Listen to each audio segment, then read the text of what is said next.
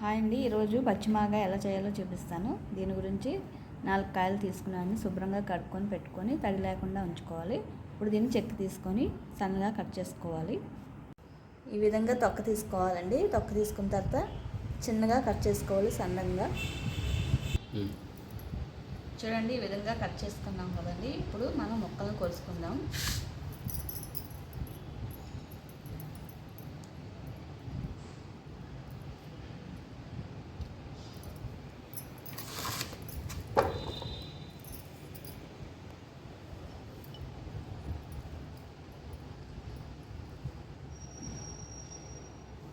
అలా గుల్లగానే వేసుకోవాలండి.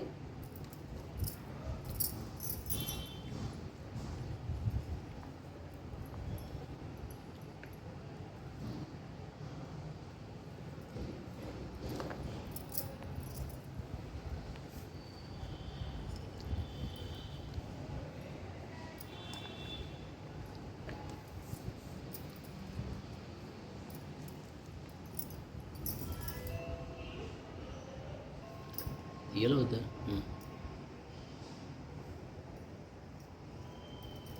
నేను 5 గ్లాసులు అండి.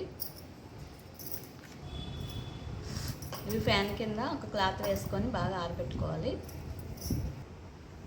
ఈ విధంగా తడి లేకుండా ఆరబెట్టుకోవాలండి. కొంచెంసేపు ఫ్యాన్ కింద. ఎండ ఉంటే ఎండలో పెట్టుకోవచ్చు, లేదంటే ఫ్యాన్ కింద పెట్టుకోవచ్చు. ముక్కలు ఆరేలోపు మనం మెంతులు వేపుకుందామండి. 2 టేబుల్ స్పూన్ మెంతులు,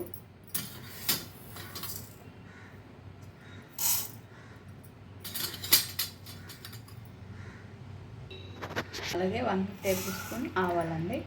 ఇవి దోరగా వేపుదాం.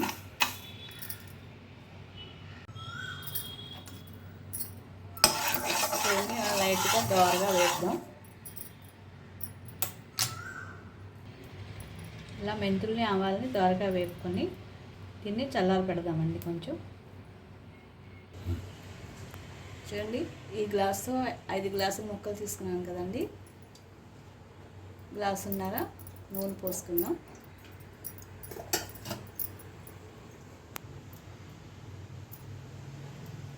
గ్లాసు పావు అవుతుందండి, సరిపోతుంది. ఇది పల్లీల నూనె అండి.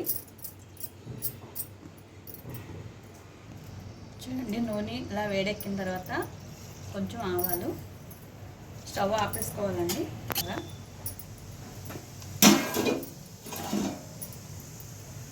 అలాగే ఎండుమిర్చి,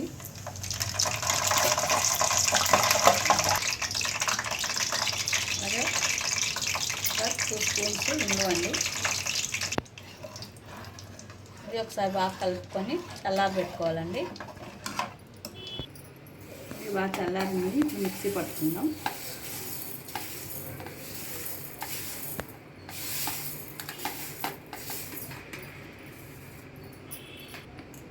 చూడండి, ఈ విధంగా మెత్తగా పౌడర్ చేసుకోవాలి.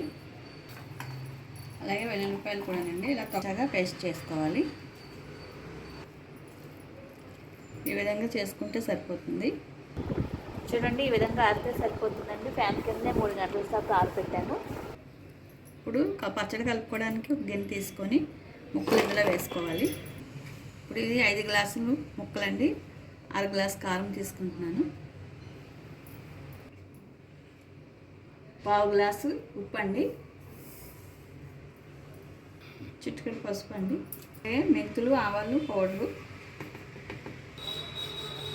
కచ్చాపచ్చాగా పెట్టుకున్న వెల్లుల్లిపాయలు. వీటిని బాగా ఒకసారి కలుపుదాం. నూనె చల్లారిందండి. ఇప్పుడు నూనె కూడా ఇందులో వేసుకుందాం.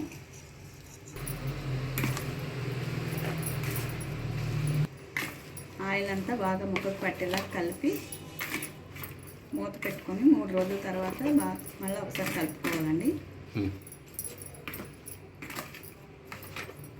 చూడండి, ఈ విధంగా కలిపి మూత పెట్టుకొని ఉంచుకుందాం.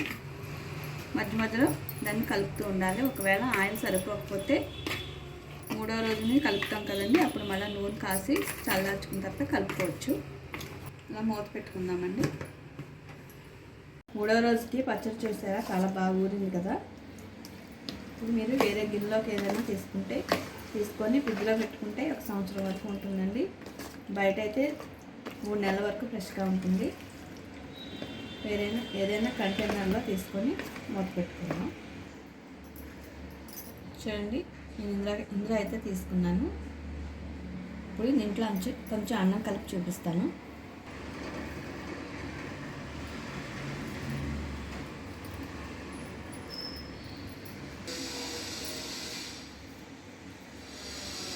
నేను వేసిన కొలతలు అయితే కరెక్ట్గా సరిపోయినాయండి. ఉప్పు, కారం అంతా సరిపోయింది.